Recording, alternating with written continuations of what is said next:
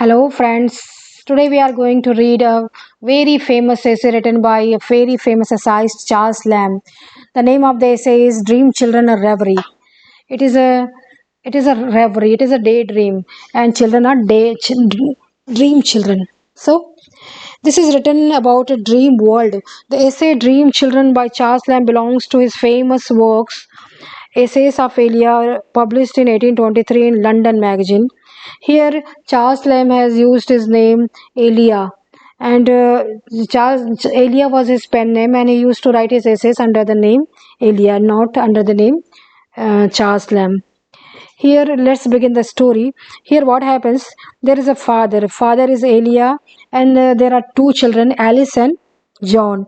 And as we all love to listen to the stories of our elders, in the same way, the John and Alice wanted to listen to stories from their father, and they came c- creeping about their father, and they tell father, tell us some stories about our elders. One evening, Alice and John, Lamb's dream children in this reality, Lamb has no children, came to him to hear from him an account of their elders. Lamb told them about their great grandmother, Mrs. Field, Uncle John Lamb, and their mother, Alice Winterton. Lamb told the children that their great grandmother lived in the big house in the Norfolk. It was a kind of a mansion, and it didn't belong to her, but she was just a caretaker there. She lived in such a way that she always seemed to be the owner of the great house. Well, she was just a caretaker, just a keeper. But she maintained the dignity of the house so well. It was an old house with a wooden chimney. On the chimney was a carved the full story of the ballad, "The Children of the Wood." That was the ghost children.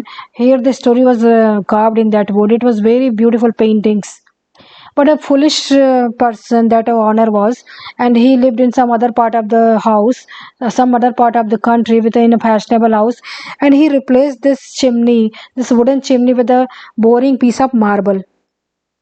So, Elia further says that this ballad was very famous in those localities, and that their grandmother was was a very religious person, and she was a pious lady, and she knew all the slam by heart, testament, hymns, everything.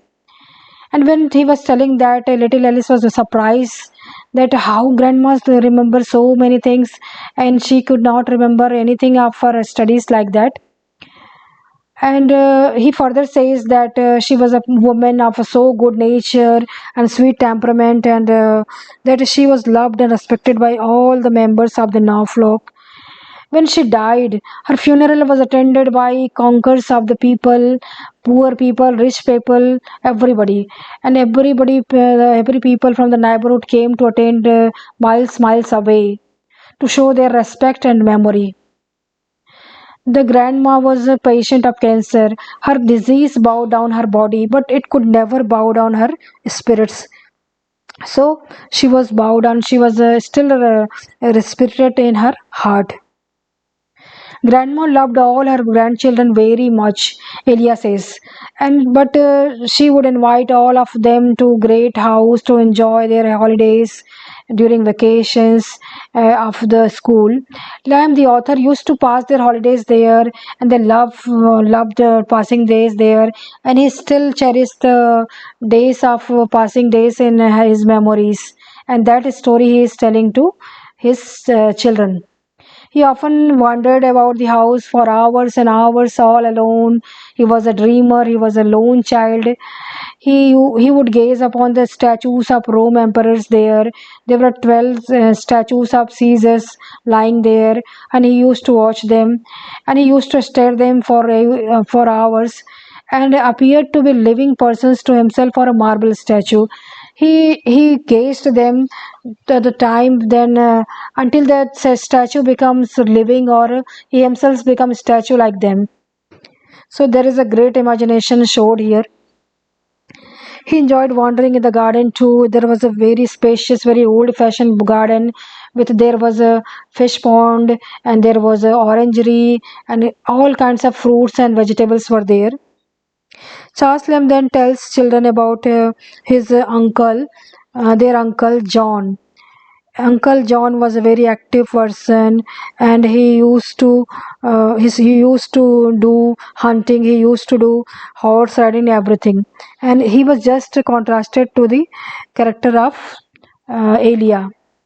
Lamb says that John was brave, handsome, kind, and considerate, and that he loved that grandmother loved him very much. Great grandmother Field, who was though had equal love for all children, had a special love for John. He was a good horse rider. He was a good hunter. Charles Lamb remembers how, when once he was a lame-footed boy, he became lame-footed somehow, and John was very kind and loving. That John was, and he carried him on his back for miles and miles. Charles remembers with a regret that quite contrary to this gesture, when John himself became lame-footed somehow, he could do nothing for him. So he praises John. After his premature death, Charles remembers him so much.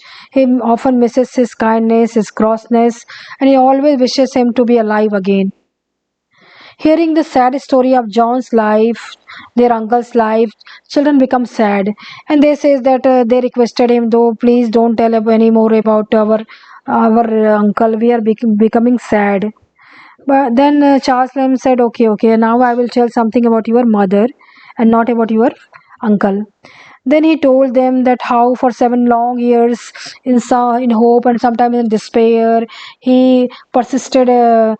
He quoted fair Alice Winterton, that is their mother, and Alice's daughter resembled her mother very much. When he Lamb stared at her face, daughter Alice, the children gradually grew fainter to view, and he was in doubt then whether there is a mother sitting before him or a daughter sitting him. Miss, there Alice was resembling close with their mother. And when he was watching the children, they were going far and far, receding and receding. And in this way, his dreams was shattered. An author brought him back into the bachelor armchair. His sister Bridget was sitting by his side. He finds himself sitting in a bachelor chair. Bachelor chair is a reference to the thing that James that Elia never married, that Charles Lamb never married. He could not marry, and he had no children. Here I want to tell something about Charles Lamb. Charles Lamb's sister was mad, and his fit of madness, she stabbed her mother with knife. Charles Lamb devoted his entire life to care of his sister. He could never marry, he could never have children. And on the other hand, his brother John Lamb left all of them to suffer alone. So this is a very touching essay and very heart touching essay. And this essay was the outcome of the unfulfilled dreams of the Charles Lamb. He wanted to marry, he wanted to have children. So he very painfully depicted his dream children in this essay. Hope you like this video. Thank you so much.